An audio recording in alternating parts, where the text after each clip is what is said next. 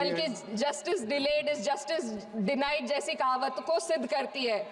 मैं इस सदन से दुनिया भर के अल्पसंख्यकों की आवाज उठाना चाहती हूँ, खास तौर पर हमारे पड़ोसी देश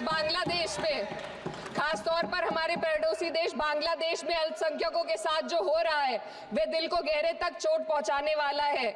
उनकी जान माल की हत्या की जा रही है। बांग्लादेश हो या हिंदुस्तान हो या कोई और देश, अल्पसंख्यकों की सुरक्षा, इज्जत और अधिकारों की हिफाजत हर सरकार की सबसे पहली जिम्मेदारी होनी चाहिए। मैं इस सदन से अपने देश के अल्पसंख्यकों के साथ बांग्लादेश के पीड़ित अल्पसंख्यकों की आवाज को एक साथ उठाना चाहती हूँ। ये वक्त की पुकार है कि हम सब मिलकर ये सुनिश्चित करें कि किसी भी इंसान को उसकी पहचान या मजहब के कारण डरकर जीने पर मजबूर ना होना पड़े।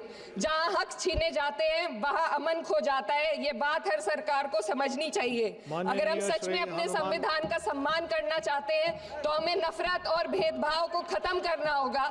हमें ये दिखाना होगा कि ये मुल्क हर वर्ग, हर जाति, हर धर्म और हर समुदाय का है, और जब तक ऐसा नहीं होगा तब तक संविधान की आत्मा सिसकती रहेगी।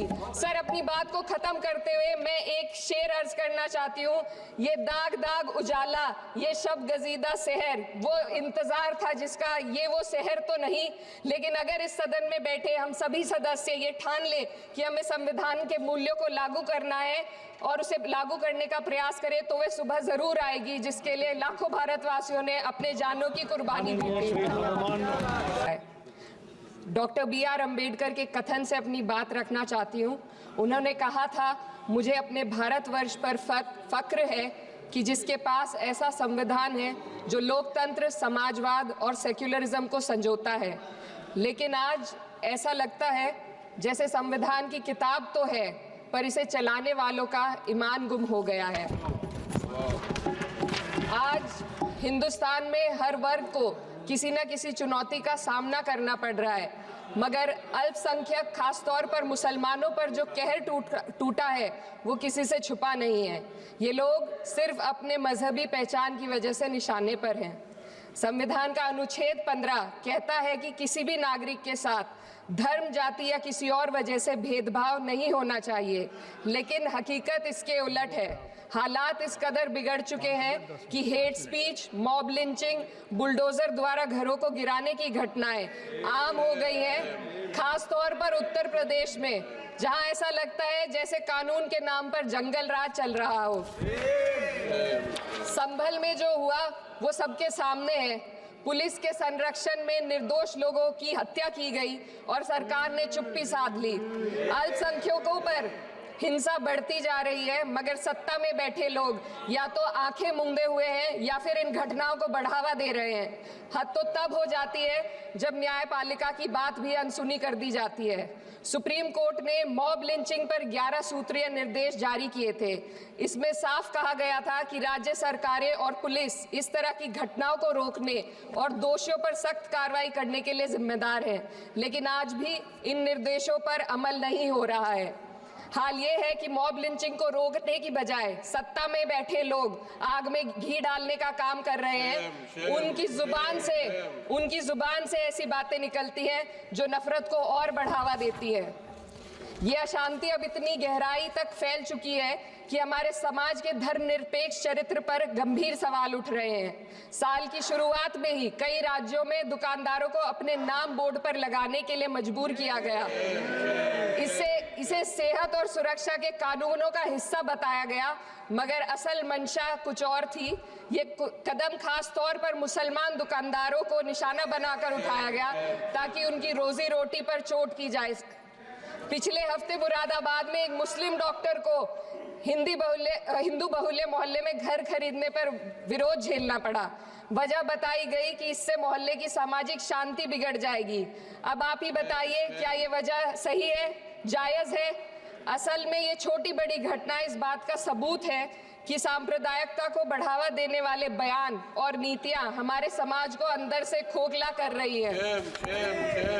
उत्तर प्रदेश में यति नरसिंहन ने बेहद घटिया बयान दिया, लेकिन सरकार इन बयानों पर कोई कार्रवाई नहीं कर रही।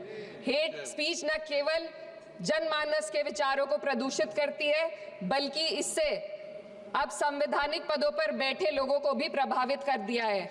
अभी हाल ही में माननीय उच्च न्यायालय इलाहाबाद के माननीय न्यायाधीश ने ऐसे बयान दिए जिसका संज्ञान खुद सुप्रीम कोर्ट को लेना पड़ा। संविधान के अनुच्छेद 29 और 30 ने अल्पसंख्यकों को उनके मजहबी और सांस्कृतिक हक दिए हैं ताकि वो अपनी पहचान को बचा सके और अपने संस्थान चला सके, लेकिन आज उन्हीं हकों पर हर तरफ से चोट की जा रही है। वक्फ जैसे बिल लाकर उनके धार्मिक अधिकारों को छीनने की कोशिश की जा रही है। आज अल्पसंख्यक समुदाय को संविधान द्वारा दिए गए अपने बुनियादी अधिकार पाने के लिए लंबी लड़ाई लड़नी पड़ रही है। ऐसे कई मामले अदालत ने न्याय देकर संविधान की रक्षा की है, लेकिन अदालती प्रक्रिया में जो समय लगता है उसकी वजह से देश के सामाजिक ताने बाने को भारी नुकसान उठाना पड़ता है। मिसाल के तौर पर इलाहाबाद हाई कोर्ट ने 2004 के मदरसा एक्ट को रद्द कर दिया था, जिससे मदरसों के संचालन पर सवाल उठे। हालांकि सुप्रीम कोर्ट ने बाद में इस फैसले को पलट दिया और एक्ट को वैध करार दिया, लेकिन इस प्रक्रिया में जो समय लगा उसने अल्पसंख्यकों को बेचैनी और संघर्ष के दौर में डाला है। इसी कड़ी में प्लेसेस ऑफ वर्शिप एक्ट 91 भी आता है और कई अन्य अधिकार, उन्हें भी इसी तरह अदालती लड़ाइयों में उलझाया जा रहा है। ये स्थिति न केवल अल्पसंख्यकों के अधिकारों की राह में रुकावट है, बल्कि justice delayed is justice denied जैसी कहावत को सिद्ध करती है। मैं इस सदन से दुनिया भर के अल्पसंख्यकों की आवाज उठाना चाहती हूँ, खास तौर पर हमारे पड़ोसी देश बांग्लादेश में अल्पसंख्यकों के साथ जो हो रहा है वे दिल को गहरे तक चोट पहुंचाने वाला है। उनकी जान माल की हत्या की जा रही है। बांग्लादेश हो या हिंदुस्तान हो या कोई और देश, अल्पसंख्यकों की सुरक्षा, इज्जत और अधिकारों की हिफाजत हर सरकार की सबसे पहली जिम्मेदारी होनी चाहिए। मैं इस सदन से अपने देश के अल्पसंख्यकों के साथ बांग्लादेश के पीड़ित अल्पसंख्यकों की आवाज को एक साथ उठाना चाहती हूँ। ये वक्त की पुकार है कि हम सब मिलकर ये सुनिश्चित करें कि किसी भी इंसान को उसकी पहचान या मजहब के कारण डरकर जीने पर मजबूर ना होना पड़े। जहाँ हक छीने जाते हैं वहाँ अमन खो जाता है। ये बात हर सरकार को समझनी चाहिए। अगर हम सच में अपने संविधान का सम्मान करना चाहते हैं तो हमें नफरत और भेदभाव को खत्म करना होगा। हमें ये दिखाना होगा कि ये मुल्क हर वर्ग, हर जाति, हर धर्म और हर समुदाय का है, और जब तक ऐसा नहीं होगा तब तक संविधान की आत्मा सिसकती रहेगी। सर, अपनी बात को खत्म करते हुए मैं एक शेर अर्ज करना चाहती हूँ। ये दाग दाग उजाला, ये शब गजीदा शहर, वो इंतजार था जिसका ये वो शहर तो नहीं। लेकिन अगर इस सदन में बैठे हम सभी सदस्य ये ठान ले कि हमें संविधान के मूल्यों को लागू करना है और उसे लागू करने का प्रयास करें तो वे